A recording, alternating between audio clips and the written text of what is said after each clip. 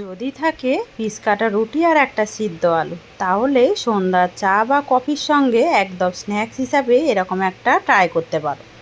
নমস্কার বন্ধুরা, কাজল ভিলেজ কিচেনে সকলকে স্বাগত জানাই। রোজকার মতো আজও রান্নাঘরে চলে এলাম। আজকের রেসিপি প্রথম থেকে লাস্ট পর্যন্ত দেখতে থাকুন, আশা করছি ভীষণ ভালো লাগবে। তো চলুন তাহলে শুরু করা যাক। সন্ধ্যা টিফিনের জন্য আমি এখানে কয়েকটা পিস কাটা রুটি নিয়ে নিয়েছি।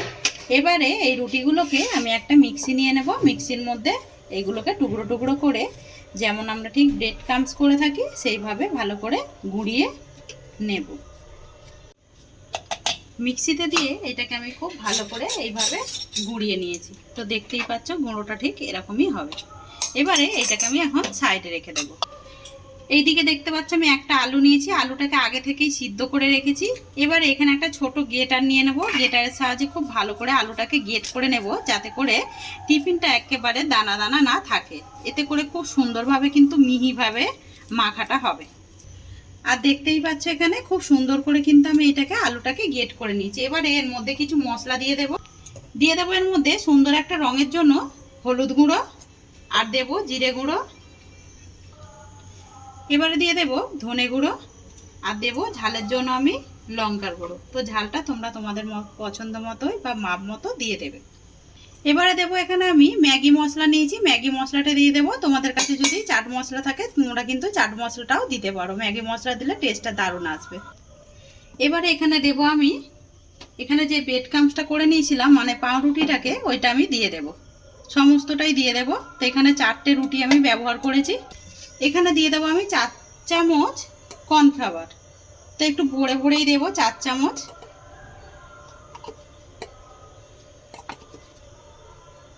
এবারে শত লাস্টে যেটা দেব স্বাদ মতন লবণ বা মাপ মতো লবণ। ওপরে এবারে দিয়ে দেব বেশ কিছুটা আমি এখানে আমুলের যে চিজ হয় ওইটা নিয়েছি, এটাকে গেট করে দিয়ে দেবো। এতে করে টিফিনটা একদম টেস্টটা কিন্তু দারুণ আসবে। তো আজকে টিফিনের রেসিপি আপনাদের কিরকম লাগছে অতি অবশ্যই কমেন্টে জানাবেন। তো এই আমুলের চিজটা খেতে কিন্তু ভালোই লাগে।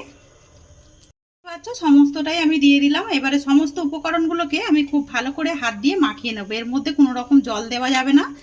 আলু দিয়েই এইভাবে কিন্তু মাখলেই দেখবে একটা ডোয়ের পরিণত হয়ে যাবে। খুব ভালো করে আমি মাখিয়ে নিয়েছি। হাতের মধ্যে একটু তেল দিয়ে দিয়েছি, নাহলে কিন্তু লেগে যাবে। আমি ওই জন্যই আগেই বললাম এর মধ্যে কিন্তু কোনো রকম জল দেবে না। এবারে এখান থেকে অল্প একটু নিয়ে নেব, নিয়ে হাতের মধ্যে এইভাবে একটু একটা ডোয়ের মতো করে নেব।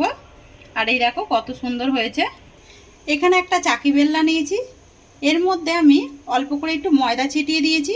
এখানে যে ডোটা নিয়েছিলাম এই ডোটাকে দিয়ে দেব। দিয়ে আমি ঠিক এইভাবে একটু লম্বা আকারের করে নেব আগে। আজকে টিফিনের রেসিপিটা একদম সন্ধ্যা চা বা কফির সঙ্গে কিন্তু বেশ দারুণ লাগবে। আর এই দেখো কত সুন্দরভাবে এইভাবে একটা রোলের মতো করে নিতে হবে। আগে করে নিলাম। এবারে এই ওপরটা আমি এইভাবে একটু এভাবে উঁচু করে দেব।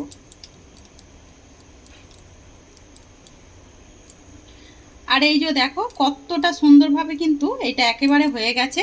এবারে সাইডগুলো একটু এইভাবে আমি এইভাবে হাত দিয়ে চ্যাপটা করে দেব। একদম সুন্দরভাবে গড়ে নিয়েছি। অপর দিকে নিয়েছি আমি একটা ছুরি। এই ছুরি দিয়ে সুন্দর করে আমি পিস পিস করে কেটে নেব। আগে আমি পিস পিস করে কেটে নেব, তারপর আমি এইগুলোকে হাত দিয়ে সুন্দর করে গড়ে নেব।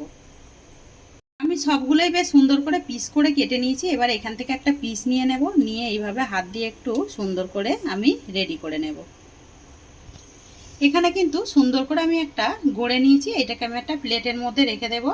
আর সমস্তগুলোকে এই একইভাবে আমি সুন্দর করে গড়ে নেব। শুধু হাত দিয়ে এইভাবে একটু আমি এই যে কেটেছি এইগুলো একটু সাইডগুলো ঠিক করে দেব। আর এখানে সমস্তগুলোই গড়ে নিয়েছি, কত সুন্দর দেখাচ্ছে দেখুন।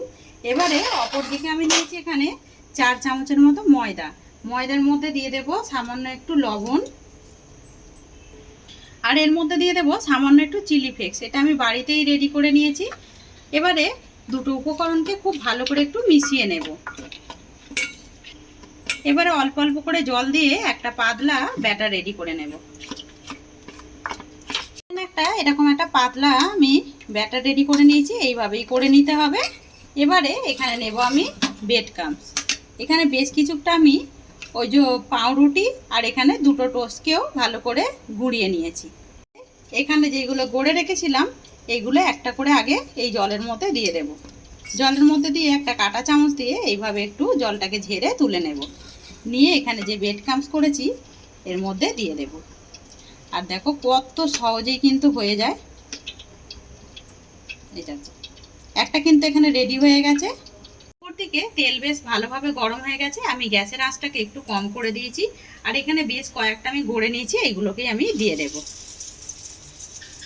আর এরকম একটা ছড়ানো করা হলে অনেকগুলোই কিন্তু ভাজা হয়ে যায় টিফিনগুলো। আগেই বলেছি একটা আলু আর 4টে পাউরুটি দিয়ে যে এত সুন্দর সন্ধ্যার স্ন্যাক্স হিসাবে খেতে পারো, সেটা না দেখলে কিন্তু অবাক হয়ে যাবে। এইভাবে বাড়িতে কিন্তু তোমরাও ট্রাই করতে পারো। সমস্তগুলোই দিয়ে দিয়েছি। যখন এরকম একটা পিঠ হয়ে যাবে অপর পিঠটা এইভাবে উল্টে দেবে। কত সুন্দর একদম যেন মনে হয় মাছের পিস যেরকম হয় ঠিক সেরকমই অনেকটা একটা আলু দিয়েই আমরা কিন্তু সন্ধ্যা এরকম একটা জলখাবার রেডি করে নিতে পারি। যখনই হালকা এরকম খিদে পাবে তখন কিন্তু তোমরা খুব সহজেই এইভাবে টিফিন কিন্তু বাড়িতে একটা আলু আর এরকম পিস কাটা রুটি থাকলে মুখরোচক টিফিন কিন্তু রেডি করে নিতে পারো। বাচ্চারা কিন্তু এটা যেমন সস দিয়ে খেতে পছন্দ করবে, তেমন কিন্তু বড়রা এটা চা বা কফির সঙ্গে বেশ দারুণ লাগবে। সমস্তগুলোই কথা বলতে বলতে বেশ সুন্দর করে উল্টে দিলাম। এইভাবেই উল্টে পাল্টে লাল লাল করে ভেজে নিতে হবে। আর এখানে দেখতেই পাচ্ছ কত সুন্দরভাবে এগুলো ফুলেছে। দেখো চিজ দেবার কারণে কিন্তু সুন্দর করে একদম বলের মতো যেরকম ফুলেছে। এবারে এগুলোকে একটা একটা তেল থেকে আমি একটা প্লেটের মধ্যে নামিয়ে নেব। এগুলো কিন্তু উল্টে পাল্টে সুন্দর একটা কালার আসা পর্যন্ত ভেজে নিয়েছি। এগুলো দেখতে যতটা সুন্দর লাগে খেতে কিন্তু আরো বেশি দারুণ লাগে। এগুলো কাটার সময় কিন্তু একটু হাতে লেগে যায়, পরবর্তীকালে কিন্তু দেখতেই পাচ্ছেন কত সুন্দরভাবে ভাজা হয়েছে।